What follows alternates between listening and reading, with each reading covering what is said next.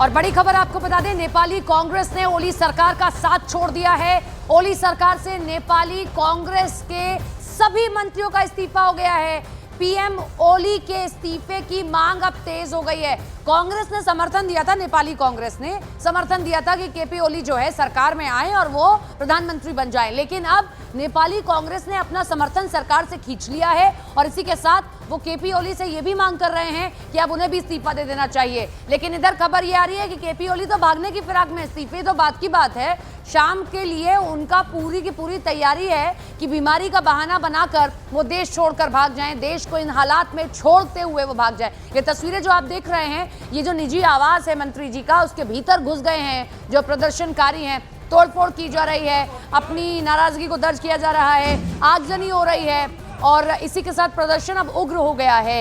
ये प्रदर्शन कल से देखने को मिला, जब शुरुआत सिर्फ सोशल मीडिया बैन को लेकर नहीं थी, बल्कि ये गुस्सा बहुत पुराना था। एक और बड़ी खबर, काठमांडू का इंटरनेशनल एयरपोर्ट बंद कर दिया गया है। ये बड़ी खबर आप देख रहे हैं, नेपाल से काठमांडू का इंटरनेशनल एयरपोर्ट बंद किया गया है। एक एयरपोर्ट जो सबसे बड़ा एयरपोर्ट है, वहां का जो सबसे ज्यादा संचालित एयरपोर्ट है, बंद हो गया है। फिलहाल उसे बंद किया गया है। अब क्या इस चीज को देखते हुए कि केपी ओली भागने वाले हैं वहां से, तो बंद कर दिया गया है ताकि जो प्रदर्शनकारी हैं वहां की तरफ ना आ सके, क्योंकि अब प्रदर्शनकारियों को जैसे ही खबर मिल रही है वो एयरपोर्ट की तरफ भी भाग रहे हैं। ये बड़ी खबर आप देख रहे हैं, हर बदलते घंटे के साथ जो प्रदर्शन है वो और तेज होता जा रहा है। हिंसा के बाद ये एयरपोर्ट बंद किया गया है। एयरपोर्ट को बंद करने का एक बड़ा मतलब कि कनेक्टिविटी पर एक तरीके की रोक लगा देना है ये, क्योंकि केपी ओली तो भागने की फिराक में है। हिंसा के बाद त्रिभुवन एयरपोर्ट बंद किया गया है, भागने की फिराक में है, पूरी तैयारी उन्होंने कर ली है। वो अपनी बीमारी का बहाना दे रहे हैं कि हम बीमार हैं इसलिए हमें दुबई जाना है, लेकिन असल बात यही है, ये जो तस्वीरें हैं ना, ये है असल बात कि आज आप नेपाल को इस हालत में छोड़कर गए हैं। और ये गुस्सा हम फिर आपको बता दें, एक दिन का गुस्सा नहीं है, घोटाले पे घोटाले किए गए और उन्हीं घोटालों की लंबी फहरिस्त है। मैं अगर आपके सामने वो फहरिस्त रखूं तो राजकुमार गुप्ता रिश्वत कांड होता है। जुलाई 2025 में 78 लाख नेपाली रुपए की रिश्वत मांगते हुए एक ऑडियो लीक हो गया था।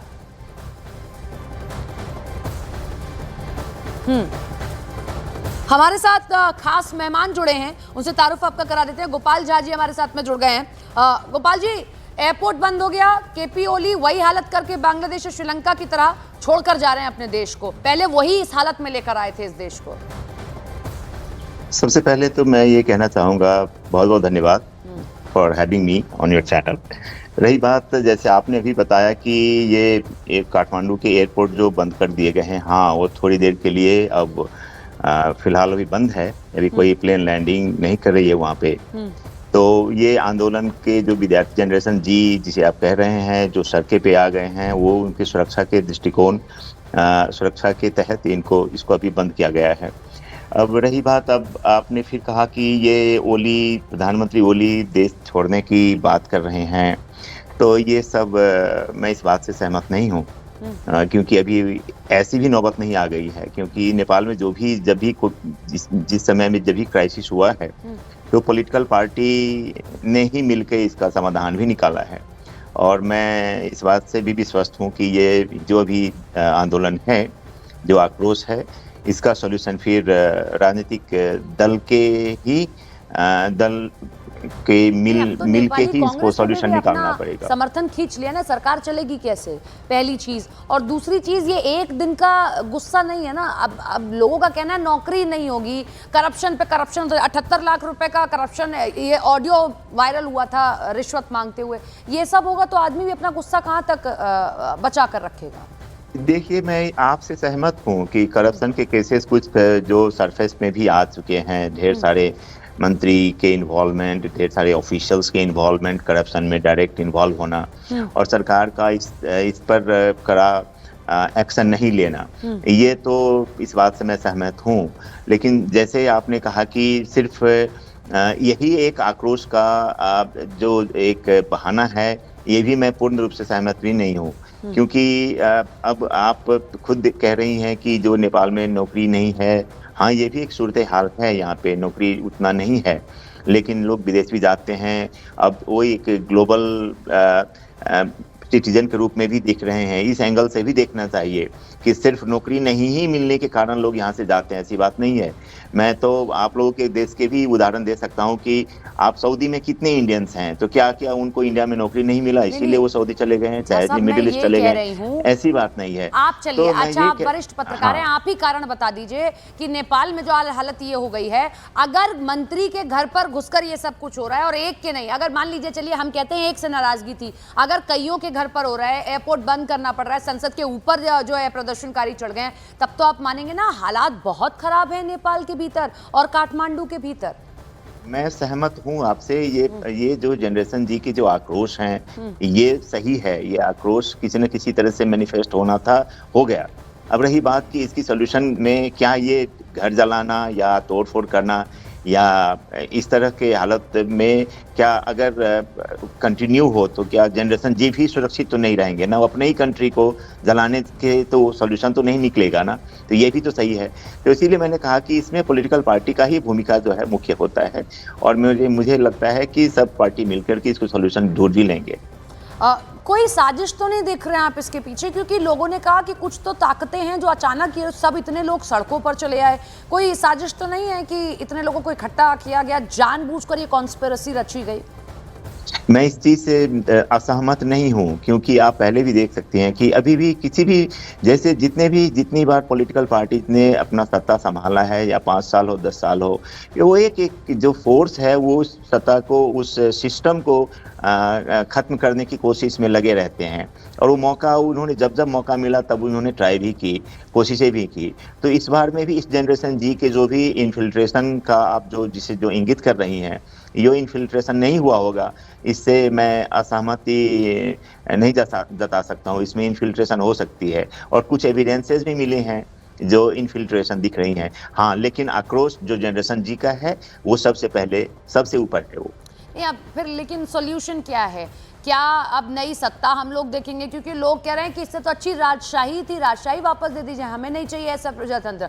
और दूसरा, अगर आप ये कह रहे हैं कि चलिए इसके पीछे कोई साजिश है, हमारे सहयोगी आनंद तिवारी ग्राउंड पर हैं, अभी तो वो उस जगह तक पूरी पहुंचे भी नहीं, लेकिन जो रास्ते में लोग मिलते जा रहे हैं वो उनसे बात कर रहे हैं, वो तक कह रहे हैं कि भैया हमें नहीं चाहिए अब केपी ओली, अति कर दिया इन्होंने, करप्शन पे करप्शन, नौकरियां नहीं है, दुखी कर दिया, सड़क पर लाकर छोड़ दिया नेपाल के लोगों को। देखिए, ये मैं बात आपसे ये फिर कहना चाहूंगा कि ये मैं सर आपको थोड़ा सा रोकना चाह रही हूँ। एक बड़ी खबर आ रही है, जरा वो बता दें। काठमांडू एयरपोर्ट पर सेना तैनात कर दी गई है। ये बड़ी खबर इस वक्त की आप देख रहे हैं। जिस तरीके के हालात बनते जा रहे हैं उसको देखते हुए ये एहतियाती फैसला लिया गया है। बाकी लीडर्स इवैक्यूएट किए जा रहे हैं और एयरपोर्ट को जो है वो मिलिट्री के अंडर दे दिया गया है, यानी कि सेना को तैनात कर दिया गया है। कम से कम 300 मिलिट्री पर्सनल जो हैं वो वहां त्रिभुवन इंटरनेशनल एयरपोर्ट पर डिप्लॉय किए गए हैं। जैसा आप अपनी बात पूरी करें।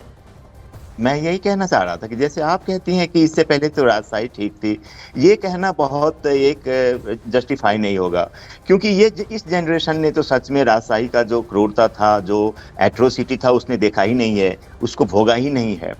तो फिर आप कैसे कह सकते हैं कि इससे अच्छा राजशाही था? हाँ, फिर वही बात, जो लोग उसमें नहीं, उसमें कुछ लोग कहते हैं, अभी भी कहेंगे, वो आने वाले दिनों में भी वही कहेंगे, लेकिन क्या राजशाही इससे अच्छा था? जो अभी प्रदर्शन कर रहे हैं, जितनी अपनी आवाजें लोग बुलंद करके यहाँ पर जो अपने सोशल मीडिया में रख पा रहे हैं, क्या राजशाही ऐसा होता तो रख पाते? नहीं। हाँ, ये भी है, सच है कि अगर प्रधानमंत्री ने, इस सरकार ने अगर इसको सोशल मीडिया को, अकाउंट को, सबको बंद किया था तो खुलवाया फिर इसी पार्टी ने ही है, ये पॉलिटिकल पार्टी नहीं है। तो ये लोकतंत्र की ब्यूटी है। फिर लोकतंत्र ही तरीके से ही इनको क्या होगा, फिर सोल्यूशन ढूंढा जाएगा। और इसमें राजशाही में जाना तो फिर ये एक बहुत आत्महत्या करने की से कम नहीं होगा। लेकिन अभी क्या सोल्यूशन है? अब क्योंकि नेपाली कांग्रेस ने अगर समर्थन अगर खींच लिया है, तो क्या उनके पास सत्ता में रहने का अधिकार है? क्या उनके पास आंकड़ा है? अगर आप इसकी बात कर रहे हैं, क्या वो अभी भी प्रधानमंत्री बने रह सकते हैं? और जैसा उनसे इस्तीफे की मांग की जा रही है, अगर वो इस्तीफा दे देंगे तो फिर आगे क्या सोल्यूशन आप देख रहे हैं एक पत्रकार होने के नाते? अब हमारी सिचुएशन ऐसी है कि किसी भी पार्टी के जो मेजॉरिटी नहीं है तो कोलिशन गवर्नमेंट की ही परिकल्पना की जा सकती है। रही बात नेपाली कांग्रेस जो सबसे बड़ी पार्टी है, उसमें अभी पार्लियामेंट में, तो ऐसा हो सकता है कि एक सर्वदलीय सरकार बन जाए और नेपाली कांग्रेस के जो सभापति हैं और जो भी हो उनमें से कोई एक पार्टी उसके सरकार बनाए और सब सपोर्ट करें, और कोई फिर ऐसा भी हो सकता है कि कुछ एक टाइम फ्रेम के पीरियड में एक नए फ्रेश इलेक्शन भी किया जा सकता है। तो ये भी संभावनाएं फिर इसी संविधान के तहत हो सकती है। तो मैं समझता हूँ कि इसका पॉलिटिकल एंगल ही देखा जाए, बाकी तो जो भी हो वो तो पॉलिटिकल पार्टी के ही से सब पॉलिटिकल पार्टी, मैं किसी एक पार्टी की बात नहीं कह रहा हूँ, सब पॉलिटिकल पार्टी मिलके ही इनको सॉल्यूशन देना पड़ेगा। लेकिन सॉल्यूशन अभी तो मिलता दिख नहीं रहा है झा साहब। ये अभी तो सड़कें जिस तरीके की हिंसा वहाँ हो रही है, पहले यही रुक जाए, उसके बाद तय कर लिया जाए कि सत्ता में कौन आएगा नहीं आएगा। और पहली बात, अगर यही मांग हो रही है कि ओली साहब इस्तीफा ही दे दें, तो क्या यही अब एक आपको सॉल्यूशन दिखाई दे रहा है? तब ये लोग जाकर रुकेंगे, वरना ये तो और ज़्यादा संघर्ष बढ़ता जाएगा। प्रधानमंत्री ने आज सर्वदलीय बैठक बुलाया भी है, मेरे ख्याल से हो सकता है कि उन पे दबाव बने। रही बात कांग्रेस पार्टी की तरफ से, तो दबाव बनती जा रही है, क्योंकि मंत्रियों ने, कांग्रेस की तरफ से जितने भी मंत्री हैं, एक के बाद एक वो अब रिजाइन करना शुरू कर दिए हैं। तो हो सकता अब ये ऐसे सूरत हाल में प्रधानमंत्री को नैतिक रूप से भी रेजिग्नेशन तो देना ही पड़ेगा। तो मैं समझता हूँ कि जैसे फिर उन्होंने फिर एक सर्वदलीय बैठक भी बुलाया है, तो अब इसमें कितने पार्टी उसमें भाग लेंगे ये भी बात है। अगर ये सर्वदलीय बैठक हो जाता है तो कहीं ना कहीं निकास तो निकल जाएगा इसका। ये सुडान गुरुंग कौन है झा साहब, ये जरा आप बताएंगे, क्योंकि बड़ी चर्चा हो रही है सोशल मीडिया पर कि यही हैं जिन्होंने जेनजी का लीडर रहे हैं, उन्होंने सबसे आगे आकर बात की और उसके बाद ये प्रदर्शन हो रहे हैं। सुदन गुरुंग कहा है ना, ये भी एक अभियंता ही है, ये जेनजी के लीड कर रहे हैं, है ना। तो इनके बारे में तो बहुत तो मैं नहीं बता सकता हूँ, लेकिन अब जनरेशन जी में अभी लीड कर रहे हैं, तो जेन जी के लीडर इन्हीं को माना गया है, मान लीजिए।